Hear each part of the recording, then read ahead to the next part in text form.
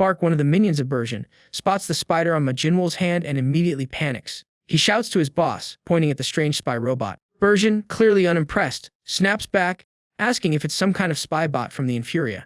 He sneers, frustrated at how Earthling managed to capture the attention of the Infurians. It's clear he never imagined this would be the outcome. Bark, getting more anxious by the second, warns that things aren't looking good. If the planetary guards storm in, they could be in serious trouble. But Jinwol, with a calm and almost bored expression, interrupts. He assures them that there's no need to worry about anything so trivial. With a simple gesture pointing to himself, he claims he'll finish everything on his own. That's all the confidence he needs to show. Bark, growing furious at Jinwol's cocky attitude, raises his finger in anger. He shouts at him to shut up, claiming Jinwol isn't even worth his time. Then, in a commanding voice, he orders his army of snake basilisks to crush both Jinwol and the so-called spy robot. The basilisks spring into action, attacking in a blur of movement. But Jinwol doesn't even flinch. He draws his sword with a speed that seems almost supernatural. A laugh escapes his lips, mocking the basilisks as he slices through them with lightning precision. In the blink of an eye, each of the giant snakes is reduced to nothing but a pile of dismembered pieces. Hundreds of them fall, chopped into bits like worthless meat. Bark, frozen in shock, stutters as he watches the destruction. He can't believe his eyes. His precious basilisks are nothing more than a mess of body parts. Beside him, a Serpenian lady named Acis watches the carnage unfold. She comments, observing the weapon in Jinwol's hands, noting that it's no ordinary blade. Jinwol, still in motion, continues cutting down the basilisks like a butcher at work. His strikes are efficient and relentless. Acis, turning to Bark with a concerned look, asks if he's sure about continuing the fight. With every basilisk falling, it's clear they're losing this battle. Bark curses Jinwol under his breath. Enraged, he calls upon his mightiest basilisk, Belmer, to take Jinwol down once and for all. Bergen, sitting quietly on his basilisk, watches his minions fail one after the other. His frustration grows as their forces are decimated, and he finally speaks up. He warns Bark that if he keeps recklessly sacrificing his basilisks, there will be consequences. Even Belmer, his strongest and most massive beast, won't survive the power of that weapon. Meanwhile, Acis, observing the chaos, can't help but mock Bark. She tells him he should be treating his basilisks with more care, making a point of showing some respect for them. But Bark, already feeling the heat of the situation, snaps back angrily. He insists that he is treating them well, and that he doesn't need advice from anyone. In his frustration, he shifts the blame to Acis, demanding to know why she is just standing there when every second counts. Unfazed by his outburst, Acis simply grins. She tells him that she has already finished preparing for the hunt. She then turns her attention to Jinwol, telling him that his resistance is pointless. She holds up the hostage they've taken, the deputy director of Earthlings, wrapped tightly by the snakes. She suggests that if Jinwol doesn't stop, his fellow humans might face the same fate. But Jinwol doesn't flinch. In a flash, he moves toward the hostage, and his sword cuts through the snakes in a single strike. The deputy director is freed, but Jinwol doesn't stop there. He shifts his focus immediately to Bergen, who is still sitting on his basilisk, looking smug and in control. Jinwol moves with such lightning speed that Bergen can't react in time. In the blink of an eye, Jinwol reaches him, grabbing one of the snakes with one hand and raising his sword with the other. The tip of the blade presses dangerously close to Bergen's face, so close that it could end everything in an instant. Bergen, who was once so confident, now faces the sharp edge of defeat, his smug expression quickly fading away. Disbelief, Bergen stammers, asking how Jinwol can move like this while wearing a suppressor. He can't understand how it's possible. Jinwol, with a smirk, casually replies, mentioning how strange it is and how disgustingly great he feels. Bergen can hardly process what's happening when, to his shock, a splash of blood lands on his face. Jinwol has stabbed the sword into his own neck, forcefully piercing it. With blood dripping, Jinwol tells Bergen to stop the fake act, revealing that he's already figured everything out. Bergen's face starts to melt, revealing the truth. Jinwol had been trapped in an illusion. But Jinwol shakes off the confusion and comes back to his senses just in time to see a snake lunging at him. In a flash, he grabs it by the head, and in his usual mocking tone, he explains that if the suppressor isn't working, everything must be part of an illusion. He recalls the annoying chatter of the mushroom head and how it led him to this conclusion. Tens of basilisks charge at Jinwol, but he doesn't even flinch. With a swift motion, he slices through them, cutting each one into pieces. He stands there, calm and composed, with his sword resting on his shoulder. He mutters how disappointing it all is, frustrated that he can't even properly test his weapon's full capabilities. Just then, something unexpected happens. His own clone doll, which he had brought with him, suddenly grabs him from behind. The clone, it turns out, is now under a spell, and Jinwol realizes that things are taking a turn he didn't anticipate. Asa scoffs and reminds Jinwol that a good hunter never lets his guard down. She threatens that it's time for him to meet his end, and with a smug grin, she prepares to finish him off. But before she can even finish speaking, Jinwol is already a step ahead. He dislocates his own arm with a painful twist and somehow manages to move it backward, landing a powerful punch on his clone's face. The impact is so strong that the clone crumples to the ground immediately. Asus watches in disbelief. Jinwol, adjusting his dislocated arm, curses under his breath, frustrated at the pain. He mutters how much of a hassle it all is, but he's far from done. The clone slowly regains consciousness, and it's revealed that this clone is actually Marcel, the companion Jinwol had brought along for the mission. He had been altered by the alien Ackerman to look exactly like Jinwol. Marcel, dazed and confused, sits up, his memory blurry. He recalls being the bait during the arena fight and wonders if he was hypnotized by those aliens. Jinwol, still seething with anger, looks down at Marcel with a dark, intense aura surrounding him. With a straight face, he admits that he made a mistake by keeping this deadweight around for so long. He says he'll fix that now. Marcel, terrified, stammers and tries to plead for his life, assuring Jinwol that he's no longer hypnotized. But Jinwol's fury doesn't seem to soften. Bark, watching all this unfold, can't help but laugh at his sister Asus. He mocks her, pointing out that her hunt is clearly over. Asus could not believe it. Her confidence is shattered as she realizes that another of her illusions has been dispelled. She bites her robe nervously, cursing Jinwol for ruining her plans. With no more tricks left to play, she pulls the hostage back into view. The deputy director is still tightly wrapped in snakes, and Asus uses him as her last bargaining chip. She tells Jinwol to remember that the person he came to rescue is still in her grasp. Jinwol glances at the hostage, his face unbothered. He says the man doesn't matter to him at all, and if they want to kill him, they can go ahead. Asus, filled with anger, can't understand why Jinwol even bothered to show up if he doesn't care about the hostage. She yells at him, calling him a son of a bitch. Jinwol, completely uninterested in her anger, raises his sword and points it at them. He coldly replies that they were the perfect test subjects for his new weapon. But in truth, he adds, they're not even worth testing on. His words sting, but he shows no sign of emotion. In a split second, Bergen teleports, closing the distance between them and Jinwol in a blink. He closely inspects Jinwol's sword, muttering the words eternal steel under his breath. Jinwol, taken off guard, tries to process what just happened. He quickly realizes he's been caught off guard, reflecting on when Bergen even had the chance to get this close. Jinwol, still reeling from the surprise, doesn't waste any time. He swings his sword with all his force, aiming for Bergen, but Bergen easily dodges the strike. Jinwol swings again, and again Bergen dodges with ease. Undeterred, Jinwol continues his relentless attacks, now more determined than ever. He grins, recognizing that Bergen is worth the fight. But just as Jinwol starts to feel like he has the upper hand, Bergen delivers a swift kick to his face. Jinwol rolls back from the impact, momentarily stunned. Bergen doesn't stop. He delivers another kick, aiming directly at Jinwol's chest. But Jinwol, still lying on the ground, uses the flat side of his sword to block the kick just in time. Standing over him, Bergen looks down with a cold smile. He admits he was planning to crush Jinwol's head along with his sword. But then he stops, as if something about Jinwol intrigues him. He smirks, saying he now understands why they're so interested in him. Bergen is fully aware of the spider on Jinwol, the one that belongs to Ackerman. He knows that Ackerman is watching and listening to everything unfolding. With a knowing smirk, Bergen addresses her, directly calling her out. He tells her that he doesn't know what she's planning, but he's certain she's not going to report what's happening, not yet anyway. If she were, he points out, the enforcers would have stormed in by now. The little spider, which has been quietly observing, moves slightly, and from it, Ackerman's voice can be heard. She asks what Bergen is trying to say.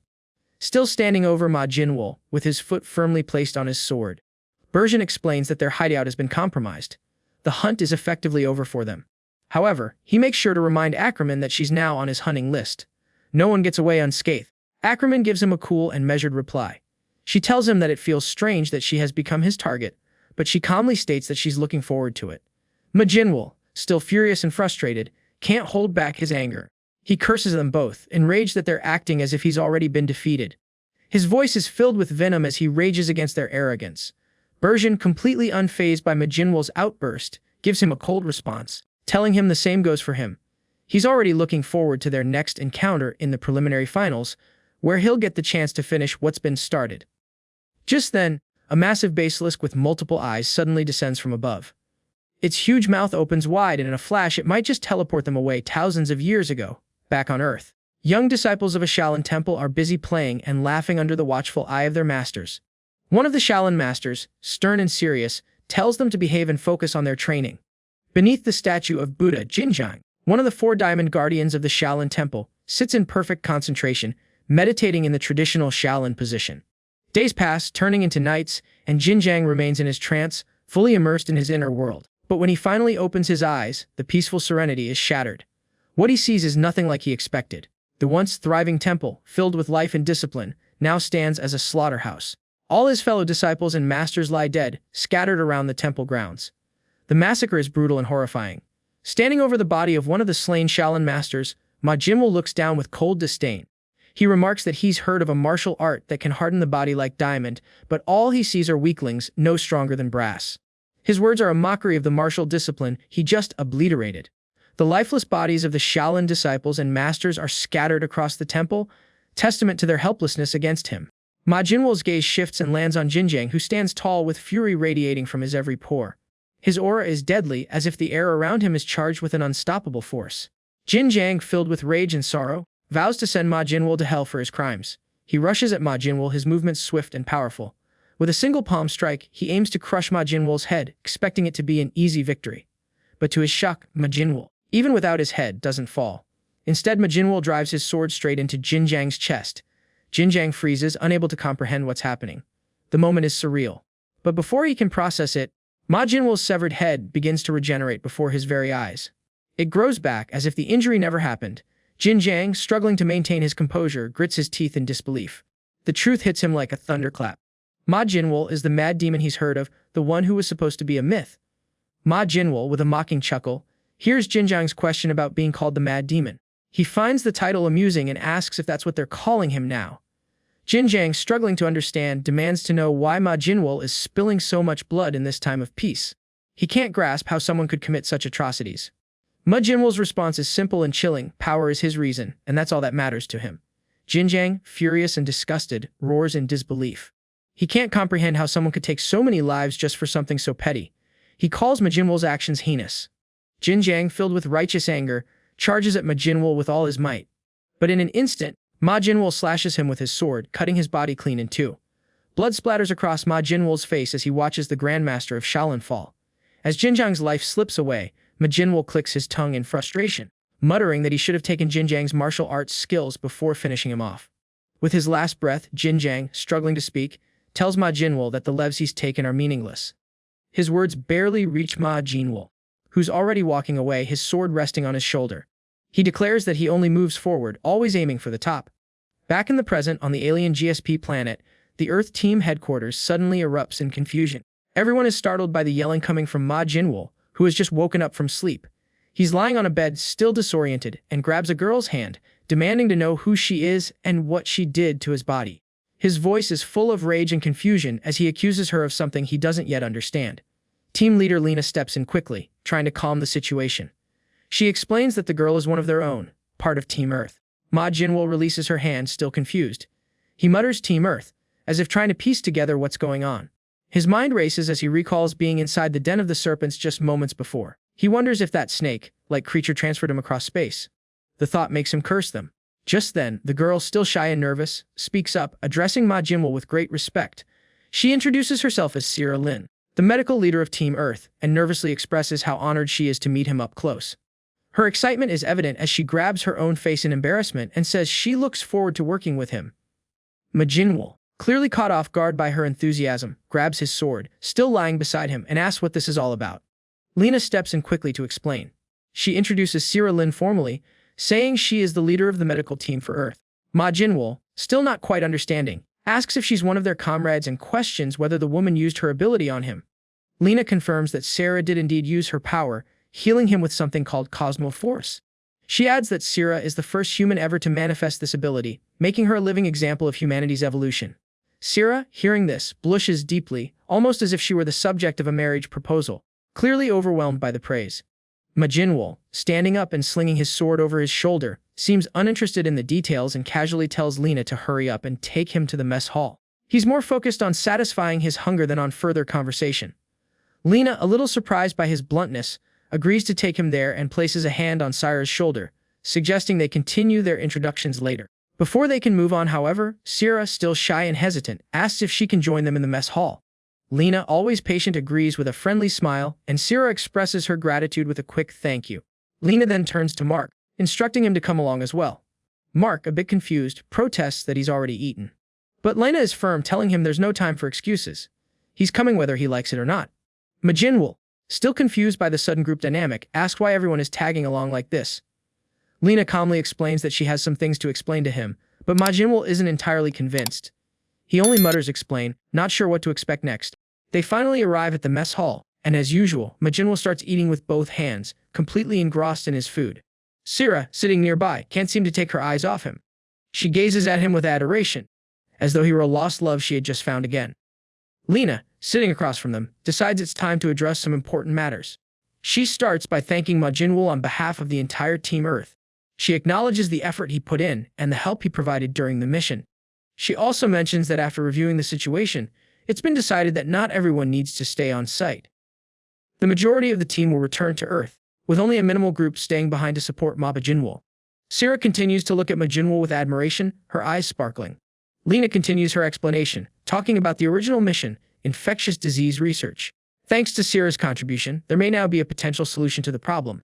She explains that the team members who will remain on the planet to support Jinwol will be herself, Mark, and Sierra, the team leader. Meanwhile, Jinwol doesn't seem to care about any of this. He's too busy eating, showing no interest in the conversation happening around him. Finally, Lena, growing frustrated with his lack of attention, asks if he's even listening. Jinwol, looking up from his food, answers dismissively. He simplifies the whole situation by saying that basically, all the useless people are going back to Earth, right? Lena, slightly irritated by his bluntness, sighs and says, while it's true, he could have phrased it more kindly. But Sierra, still starstruck by Jinwol, immediately agrees with him. She passionately adds that people like that would just get in his way, praising him in a way that makes Lena raise an eyebrow. Lena gives Sierra a sharp look, and Sierra, realizing she might have said too much, quickly hides her face with her hands. She mumbles a shy apology, clearly embarrassed by her own words. Jinwol, still focused on his meal, looks up at Lena, asking why Sierra is staying behind when everyone else is leaving. Lena explains that Sierra will be there to assist him if his powers ever get sealed again. Sierra, excited at the thought of helping, immediately says she will fully devote herself to assisting Jinwol. She speaks with great passion, mentioning that for the sake of humanity and his noble sacrifice, she will do everything she can, even though she feels she falls short of his incredible spirit. Jinwol, slightly confused, thinks to himself, sacrifice? Me? He doesn't quite understand why she keeps mentioning it. Sierra continues, undeterred, explaining how humanity has lost countless lives to the plague. Even here on this planet where they hoped to find a cure, they ended up with nothing. But then, as if he were a savior, Jinwol appeared. To her, he looks like a divine figure, a savior cloaked in a human shell, sent down from the heavens. Her excitement grows as she speaks, and in her enthusiasm, she accidentally pushes her fork too hard onto her plate, causing it to prick her own arm. Sierra quickly heals the wound, looking amazed at the process. She marvels at the power in her hands and declares it a miracle, her arm fully healed before anyone can blink. Jinwol, still unmoved by her excitement, turns to Mark and asks what will happen to another member of their team. If only the three of them are staying behind, what about the other person? Mark, confused, asks who Jinwol is talking about. Jinwol responds, mentioning the red one, pointing out that, out of all of them, that person was the most useful. Lena, after hearing this, replies that if he means Marcel, he's currently missing. Later, the members of Team Earth are busy packing their things and preparing to leave the GSP planet. They are gathering their belongings and loading them onto the spaceships, getting ready for their departure. Mark and Sierra are helping with the logistics, making sure everything goes smoothly as the team makes their way back to Earth. Meanwhile, Jinwol is in his room, focused on his exercise routine. He's balancing on the tip of his finger, his intense focus on his training. Suddenly, he notices Lena approaching with the director and deputy director of Team Earth. They walk towards him, and Jinwol, still balancing effortlessly, asks what they are doing here. Lena responds, explaining that everyone is set to return to Earth today, and they've come to say goodbye before leaving. The director, who's wearing an army cap, steps forward and thanks Jinwol on behalf of Team Earth. He and the others bow their heads in respect, clearly grateful for his help. Jinwol, sitting on his toes and looking down at them, is unimpressed by the gesture. He mutters that it's unnecessary and annoying, not understanding why they're making such a fuss. Lena, visibly annoyed by his attitude, tells him he doesn't have to be so snarky about it. Just then, the deputy director, standing off to the side, nervously raises his hand. His hand shakes slightly as he gathers the courage to speak. He asks Jinwol for a favor, his voice filled with emotion. Jinwol, curious but still distant, asks what the favor is. The deputy director, his face almost on the verge of tears, pleads with Ma Jinwol to find Marcel. He explains that Marcel has been unstable since before the kidnapping, perhaps even since the incident with the serpents. The deputy director believes that Marcel feels like he's lost himself. To Marcel, nothing mattered more than fulfilling his duty as Earth's representative, and now it seems like he's completely lost his way. The deputy director begs Ma Jinwol to help find him, desperate for any chance of bringing Marcel back. Just as Ma Jinwol listens to the deputy director's desperate plea, his mind drifts back to a memory from thousands of years ago. He recalls a time when he had killed a samurai warrior. After striking the final blow, he noticed something strange. From behind some bushes, two children and their father were walking through the rain, singing and dancing as they passed by. The peaceful scene froze him for a moment. He stood still, watching them walk past without a care in the world. For a brief moment, he felt something, a hesitation. He decided not to kill them, and as the rain continued to pour, they simply walked by, unaware of the dark figure lurking behind them. Back in the present, the deputy director, his emotions overwhelming him, clenches his fist tightly. He admits to Ma Jinwol that he was powerless to protect Marcel. His voice trembles as he asks Ma Jinwol once more to look after Marcel, referring to him as a fool, but clearly desperate to save him from whatever dark path he has found himself on. Later, the spaceships carrying the people from Earth begin their takeoff, leaving the GSP planet behind. Only team leader Lena stands on the ground watching the spacecrafts ascend into the sky. Just then, Ma Jinwol approaches her, breaking the silence. He asks if the preliminary finals are starting. Lena, looking up at the ships as they disappear into the distance, nods and replies, telling him that yes, pretty much. She adds that today is the final match for the fourth preliminary round. After that, the format for the preliminary finals will be revealed. She explains that all the participants advancing to the final round in Sector 3 will be gathered there. They arrive at the arena where the final match of the fourth preliminary round is about to take place. The atmosphere is buzzing with excitement and anticipation. Lady Belkanos, the commentator, announces the match with enthusiasm, her voice echoing through the arena. Two alien fighters are locked in combat, each trying to overpower the other. Belkanos calls out, describing Octoparia as it charges in for a grappling position. The battle raging on in front of the crowd. Ma Jinwol and Lena watch from the gallery, observing the intense fight below. Ma Jinwol comments on how crowded the place is. Lena, however, is lost in her thoughts, her eyes distant as she reflects on the past 3 months. When they first arrived on this planet, the species here felt like something humanity could never hope to match. But now, humanity stands on the same level as these powerful beings. She looks at Ma Jinwol, who is casually yawning, and sighs Lena, and silently acknowledges that it's all thanks to him that they've come this far. Just then, the Piglones approach. One of them greets her cheerfully, asking if she's here to see the final qualifiers. He teases her about their lineup for the final round, commenting that their leader insisted on going solo.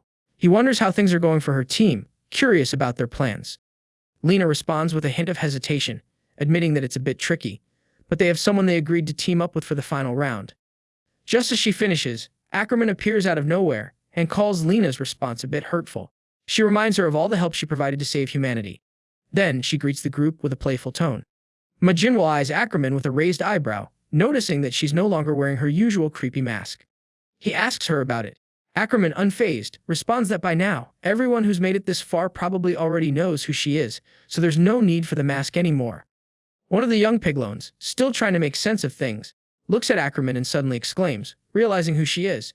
He remembers her as the annoying mushroom head from their last encounter, an incident that had left an impression on him. Lena, hearing the exchange, turns to them in confusion, asking if they know each other. The young Piglone shrugs and answers that he doesn't really know her. He explains that they just crossed paths once before, when she had completely flopped and then vanished without a trace. Ackerman, not bothered by his words, calmly responds that she wasn't feeling well at the time, offering a quick excuse for her disappearance. She then shifts her attention to the arena, noticing that the final match is about to wrap up. Meanwhile, Lady Belkanos, the commentator, announces the winner with excitement. She announces that the final qualifying ticket goes to Torokin of the Belmanis Star, and with that, the fourth preliminaries for all sectors come to a close. She informs everyone that the rules for the final qualifying round will be announced shortly, and all the participants are asked to look at the nearest monitor. With a congratulatory tone, she praises all the representatives who made it this far, building anticipation for what comes next. Ma Jinwol and the others turn their attention to the screens above as Lady Belkanos announces the rules for the final qualifying round. She simplifies it by saying that the final round will be a race, something that catches the attention of everyone in the arena. Lena, hearing this, reflects on what arrive without being late really meant. She realizes that it now makes sense. This race is about getting to the finish line before anyone else. Belkanos continues, explaining the race's details. It will start on Z Street at the edge of each sector's city. At the starting signal, all suppression devices will automatically deactivate, allowing the participants to compete freely. Each contestant must then find the hidden entrance to the main tournament grounds, which could be anywhere on the planet, except within the cities. The moment someone enters the main grounds, the preliminary finals will officially end. She adds that during the race, anything goes, there are no rules, and participants will need to source their own food and water along the way. As the announcement unfolds, some high-class aliens, who are observing Ackerman speaking with the Earthlings and Piglones, exchange skeptical glances. They comment on how surprising it is that Ackerman would choose to team up with what they consider primitive fools. They wonder if she's really as powerful as she seems, or if there's something more to her, suggesting that they might take her out at the right moment. Ackerman, however, is not unaware of their thoughts. Thanks to her robots, she overhears their conversation. She speaks through the robot, startling the two aliens. They stammer, surprised and worried about how long the robot has been there. Ackerman, unfazed, warns them to stop wasting time with nonsense. She tells them to stick to the plan. One of the aliens, now visibly shaken, agrees, affirming that the plan will proceed as planned.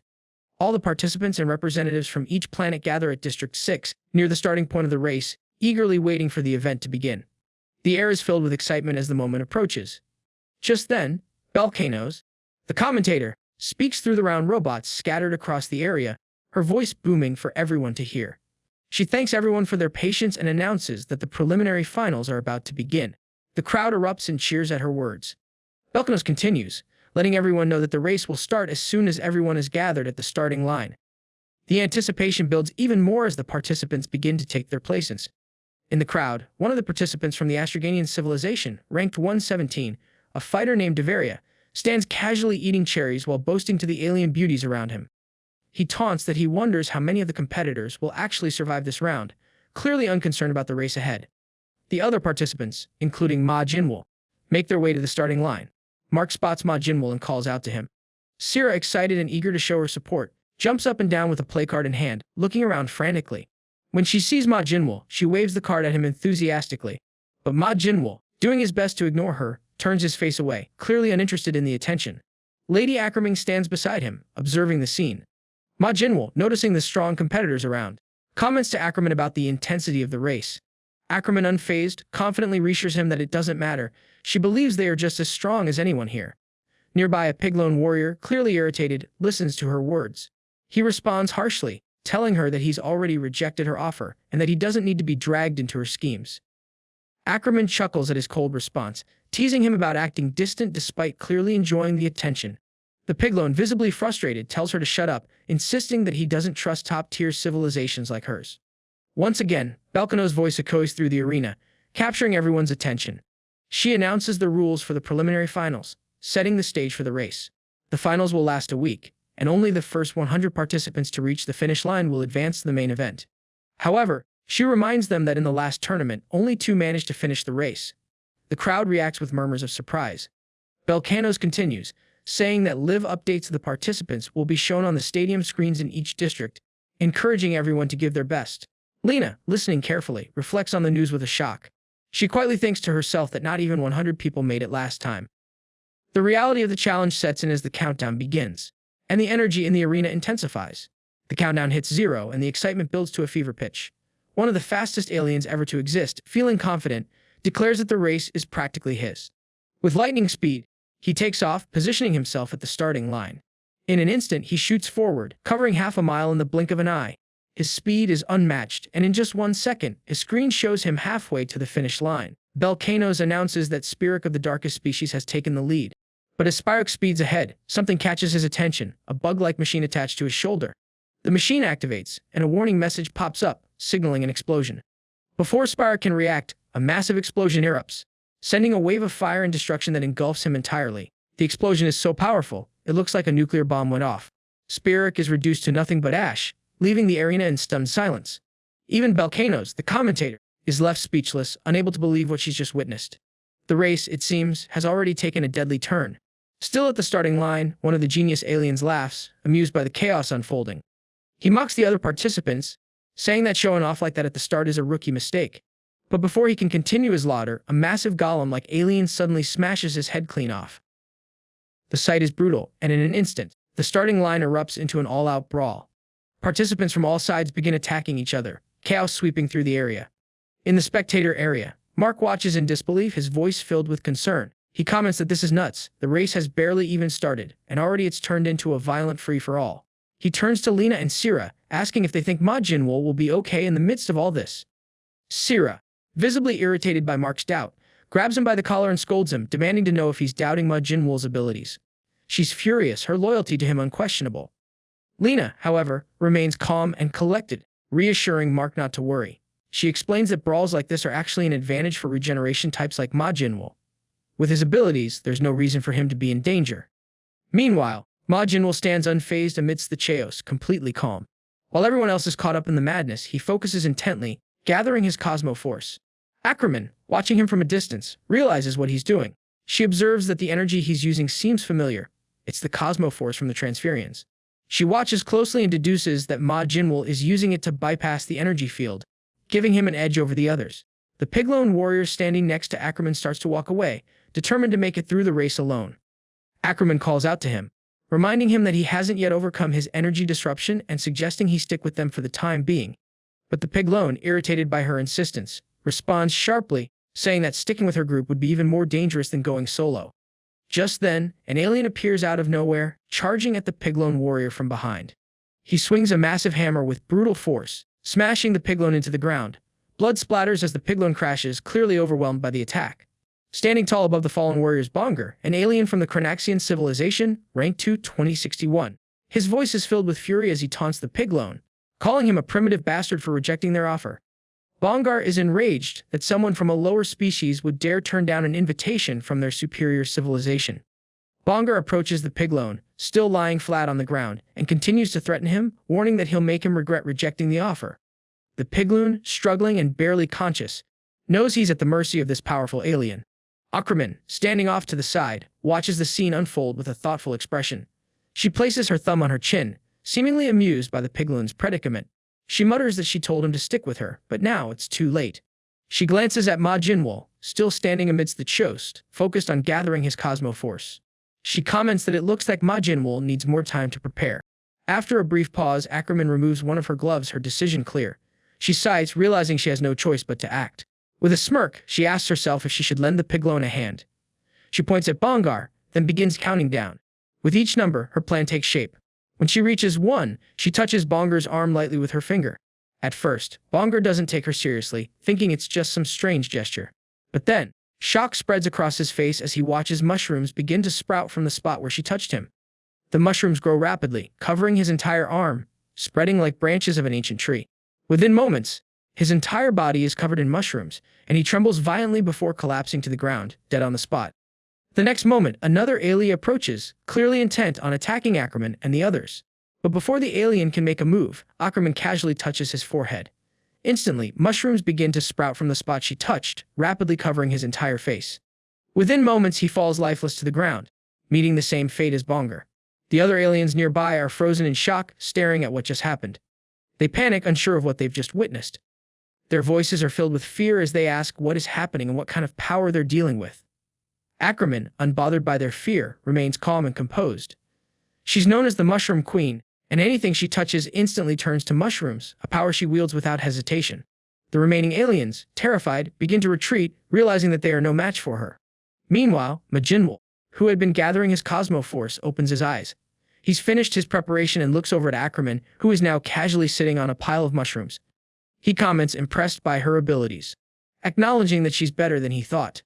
Ackerman, still sitting like a queen amidst the chaos, chuckles to herself, clearly pleased with the fear she's instilled. Just then, a loud announcement echoes from a round robot above them. It's Belkanos, the commentator, making an urgent announcement. She tells all participants that roughly 3 hours from now, the legendary beast, Primord, will awaken. The mention of Primord causes immediate panic among the aliens. Their faces turn pale, and they begin running in every direction, desperate to escape whatever terror Primord represents. Ackerman, sensing the gravity of the situation, grabs Ma Jinwol by the collar and urgently tells him to run as fast as he can. She lifts the Piglone warrior effortlessly and starts running, her pace unrelenting. Ma Jinwol, still confused, asks what Primord even is. Ackerman, not slowing down, tells him to just follow her. She urges him to move quickly, warning that if they don't make it out of the area within the next 3 hours, they'll be dead meat. Without further hesitation, Jinwol begins running alongside her, both of them speeding through the chaos, the tension building as the clock ticks down. And that was it from today's video. I hope that you liked today's video, and if you did, hit that like button as today's goal is 1,500 likes. Comment next part down below to see what happens next. Also, consider subscribing with the notification bell on to get notified as soon as a new video drops onto the channel. You can also join the channel to support me financially and watch videos before public release. I'll meet you in the next video. Until then, thanks for watching.